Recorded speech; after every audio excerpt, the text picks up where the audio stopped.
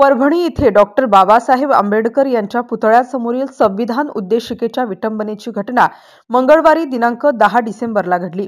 या घटनेच्या निषेधार्थ काल शुक्रवार दिनांक 13 डिसेंबरला वंचित बहुजन आघाडी तसेच संविधान प्रेमी तथा तमाम भीमसैनिक यांच्या वतीने संग्रामपूर तालुक्यासह वरवड बकाल येथे केलेल्या बंदचे आवाहनानुसार शुक्रवारी सकाळी 9 वाजतापासून दुपारी 2 वाजेपर्यंत संग्रामपूर शहर वरवड बकाल येथे बंद ठेवण्यात आला। यावेळी संग्रामपूर तालुक्यासह वरवड बकाल बसस्थानकावरील सर्व व्यावसायिकांनी आपली प्रतिष्ठाने बंद ठेवली होती। संग्रामपूर तालुक्यात सगळीकडे शुकशुकाट पसरला होता। यावेळी पोलिसांकडून कडक बंदोबस्त ठेवण्यात आला। परभणी येथील मुख्य चौकात भारतरत्न डॉक्टर बाबासाहेब आंबेडकर यांच्या पुतळ्यासमोरील संविधानाच्या उद्देशिकेची काही समाजकंटकांकडून तोडफोड केली होती। असे असताना पोलीस प्रशासनाने संविधान उद्देशिकेची विटंबना करणाऱ्या व्यक्ती व त्या घटनेतील मास्टरमाइंड सूत्रधाराचा शोध न लावता या निषेधार्थ रस्त्यावर उतरणाऱ्या विद्यार्थी, नोकरदार, महिला भगिनी, वृद्धांना अमानुष लाठीचार्ज करून त्यांचे कोम्बिंग ऑपरेशन केले जात आहे।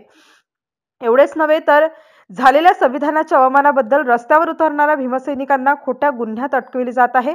हा प्रकार अतिशय गंभीर व निंदनीय आहे। त्यामुळे ही घटना घडविणाऱ्या समाजकंटकांवर देशद्रोहाचा गुन्हा दाखल करून बौद्ध समुदायातील गोरगरीब, विद्यार्थी, नोकरदार वर्ग, महिला, मुली, वृद्ध यांच्यावर दाखल केलेल्या सर्व खोटे केसेस ज्या आहेत त्या मागे घेऊन त्यांना मारहाण करणाऱ्या पोलीस कर्मचारी अधिकाऱ्यांवर अॅट्रॉसिटी ऍक्ट नुसार गुन्हे दाखल करून त्यांना निलंबित करावे अशी मागणी यावेळी करण्यात आली।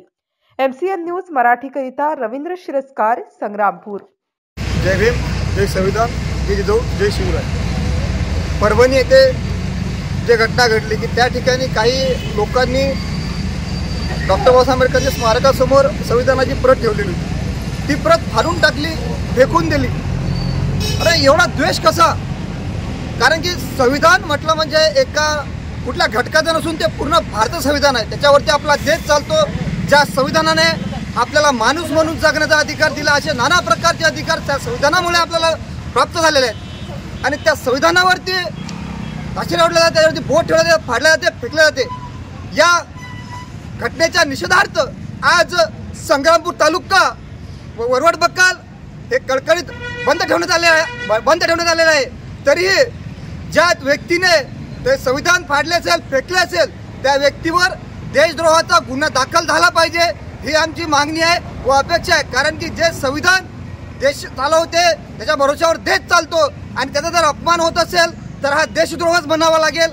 आणि ज्याही त्या समाजकंटकाच्या मागे ज्याही कोणी मास्टरमाइंड असेल त्याच्यावर सुद्धा देशद्रोहाचा गुन्हा दाखल झाला पाहिजे एवढी अपेक्षा आहे, आशा आहे व शासनाला एवढीच मागणी आहे। आणि हा बंद जो आहे हा असाच चालू राहील आणि जर त्या सर्वांना जर लवकरात लवकर झाली नाही, त्यांच्यावरती जर देशद्रोहाचा गुन्हा दाखल झाला नाही तर याचे प्रतिसाद पूर्ण देशभरात, पूर्ण महाराष्ट्रात पसरतील।